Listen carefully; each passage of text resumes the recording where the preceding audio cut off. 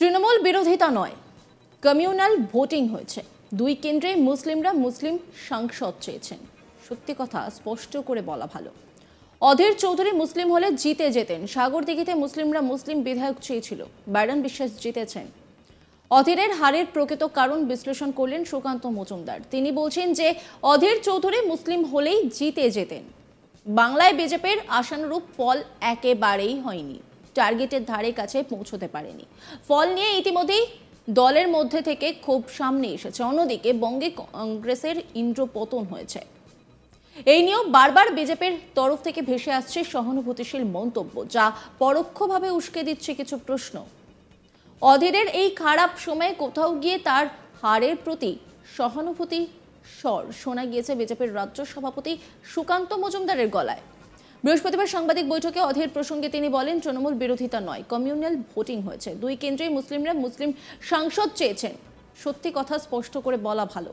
অধীর চৌধুরী মুসলিম হলে জিতে যেতেন। সাগরদিঘিতে মুসলিমরা মুসলিম বিধায়ক চেয়েছিলেন, বাইরন বিশ্বাস জিতেছেন।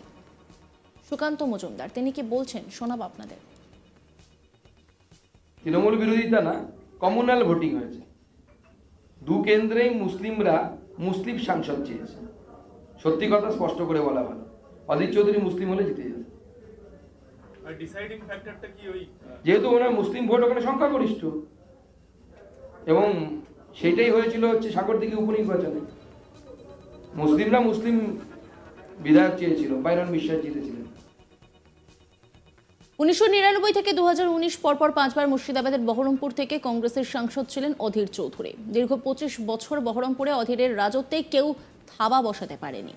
কিন্তু এবারের নির্বাচনে উলট পুরাণ।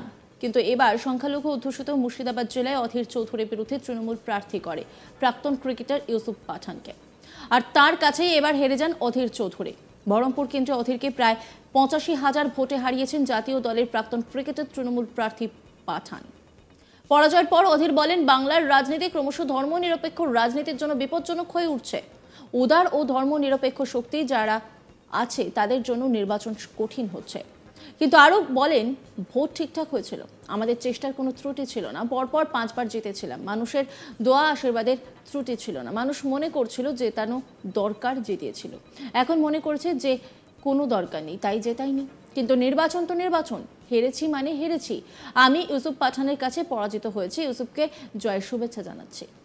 আমি স্যান্ডউইচ হয়েছি, একদিকে হিন্দু ভোটের বিভাজন, অন্যদিকে মুসলিম ভোটের বিভাজন। আমি হিন্দু হতে পারিনি, মুসলিমও হতে পারিনি।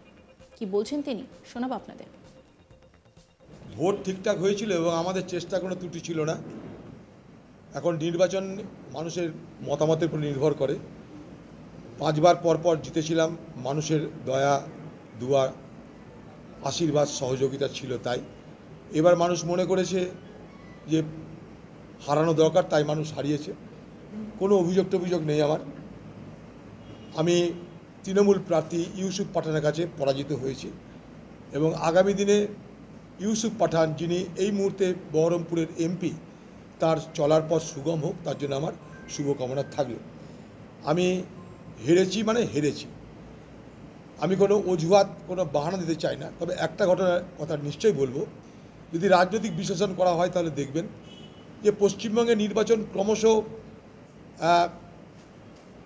একটা সাম্প্রদায়িক বিভাজনের পথে এগিয়ে চলেছে এবং উদার ধর্মনিরপেক্ষ শক্তির জন্য পশ্চিমবঙ্গ ক্রমশ বিপজ্জনক হয়ে উঠছে।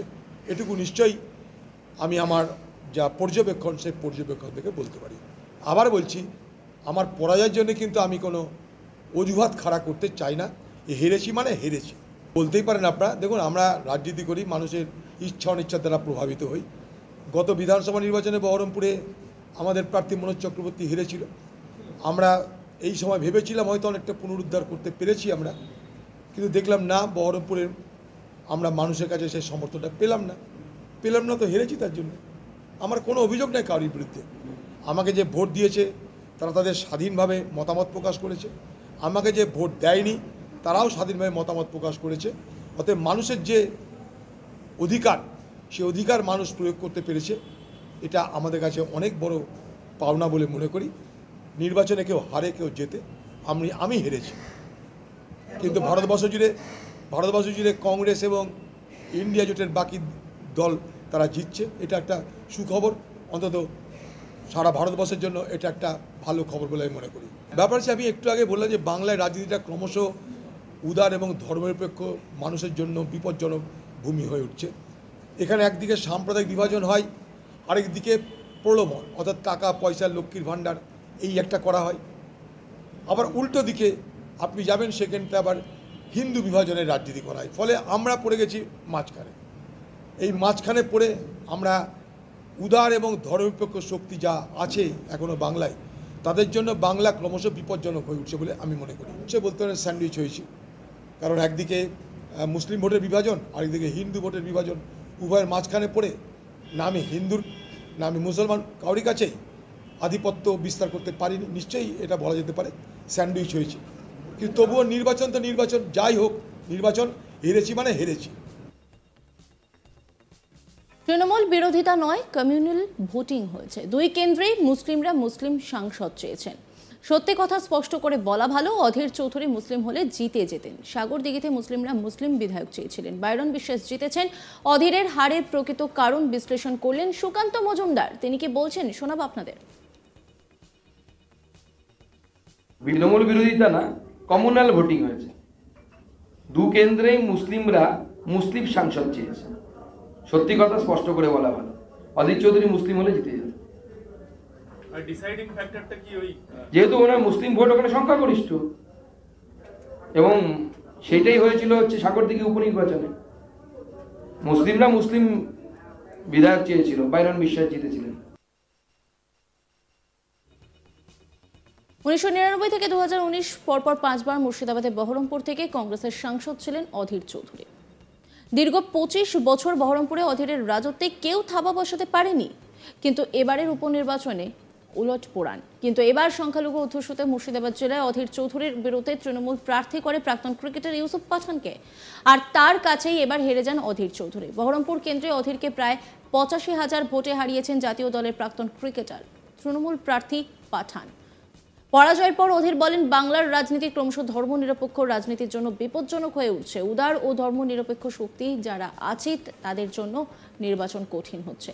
তিনি আরও বলেন, ভোট ঠিকঠাক হয়েছিল, আমাদের চেষ্টার কোনো ত্রুটি ছিল না। পরপর 5 বার জিতেছিলাম, মানুষের দোয়া আশীর্বাদের ত্রুটি ছিল না।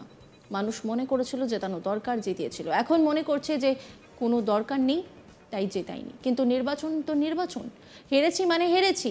আমি ইউসুফ পাঠানের কাছে পরাজিত হয়েছি, ইউসুফকে জয়ের শুভেচ্ছা জানাচ্ছি। নজর রাখুন আজ তাক বাংলার ইউটিউব স্ট্রিমিংয়ে।